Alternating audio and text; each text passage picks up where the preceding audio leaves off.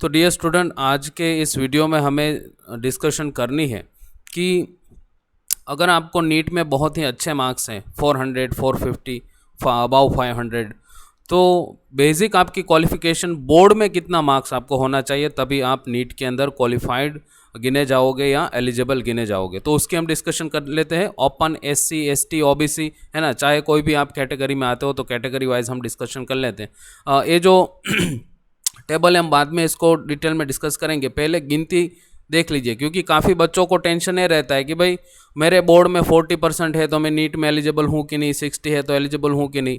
तो चलिए देख लेते हैं कि किसी एक स्टूडेंट को फिजिक्स में 38 मार्क्स है, बायोलॉजी के अंदर लेट से 42 मार्क्स है, केमिस्ट्री के अंदर लेट से उसको 40 मार्क्स है, कुल मिला करके हुए कितने 120। तो ये 120 आउट ऑफ कितने हैं 300, है ना। तो इसके आप परसेंटेज गिनोगे तो ये परसेंटेज कितने होते हैं ओनली 40%। तो बच्चा घबरा जाएगा, क्यों?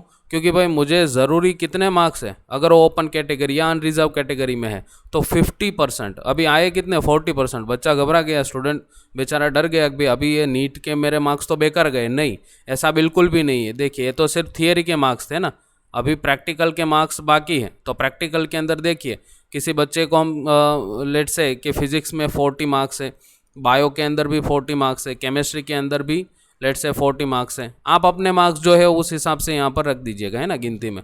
कुल मिलाकर के होते हैं 120 आउट ऑफ 150।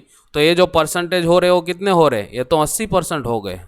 कमाल की बात हो गई ये तो, है ना। बच्चा खुश हो गया भाई, अभी तो अपना एडमिशन, अपना क्वालिफिकेशन हम हो गए, माने क्वालिफाइड हम हो गए, है ना। तो ऐसा नहीं है। देखिए, आपको क्या करना है, ये जो थियरी के मार्क्स है प्लस प्रैक्टिकल दोनों का आप सम करोगे। जैसे 40% प्लस 80% इज इक्वल टू कितने होंगे 120, डिवाइड बाई 2 करना होगा, तो ये परसेंटेज आपके आ जाएंगे 60%। Now you are eligible, right. अगर आपको कुछ इस हिसाब से मार्क्स है तो कुछ इस तरीके से आपको गिनती करनी है। अब हम देख लेते हैं कि आपको पर्टिकुलर जो है वो कैटेगरी वाइज, लेट से जनरल कैटेगरी जिसको ओपन भी बोलते हैं, रिजर्व भी बोलते हैं, और दूसरा है इकोनॉमिकल वीकर सेक्शन, है ना। तो ये तो चारों ये तीनों सेम ही नाम हो गए, एक अलग हो गया, है ना। तो देखिए, इसके अंदर आपको मार्क्स कितने होने चाहिए 50%। फिजिक्स, केमिस्ट्री, बायोलॉजी में थियरी प्लस प्रैक्टिकल, गिनती सारी ऐसे ही करनी है ना जैसे हमने यहाँ पर अभी की है।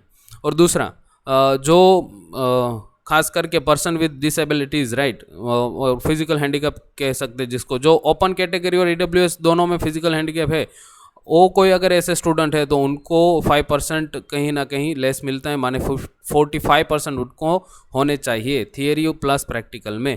और दूसरे कोई ऐसे बच्चे की जो SCBC, SC, ST कैटेगरी से है तो उन लोग को 40% थियरी प्लस प्रैक्टिकल में। तो अगेन आप लोग को जो मैंने यहाँ पर गिनती रखी है कुछ इस तरीके से आपको गिनती करनी है। चलिए, नेक्स्ट वीडियो में मैं आपको कहने जा रहा हूँ कि अभी जो 2022 का नीट का रिजल्ट है उसमें कहाँ पर हम एज्यूम करेंगे कि कहाँ पर जो है वो कट ऑफ हो सकता है BSc नर्सिंग से लेकर के MBBS तक। तो उस वीडियो की लिंक भी मैं इस डिस्क्रिप्शन में रख देता हूँ। अगर आपको वीडियो इन्फॉर्मेटिव लगा है तो चैनल को सब्सक्राइब करिए, और कुछ क्वेश्चन फिर भी आपको है तो नो डाउट आप मुझे कमेंट सेक्शन के अंदर पूछ सकते हो। चलिए, मिलते हैं एक नए इन्फॉर्मेटिव वीडियो के साथ। Thank you.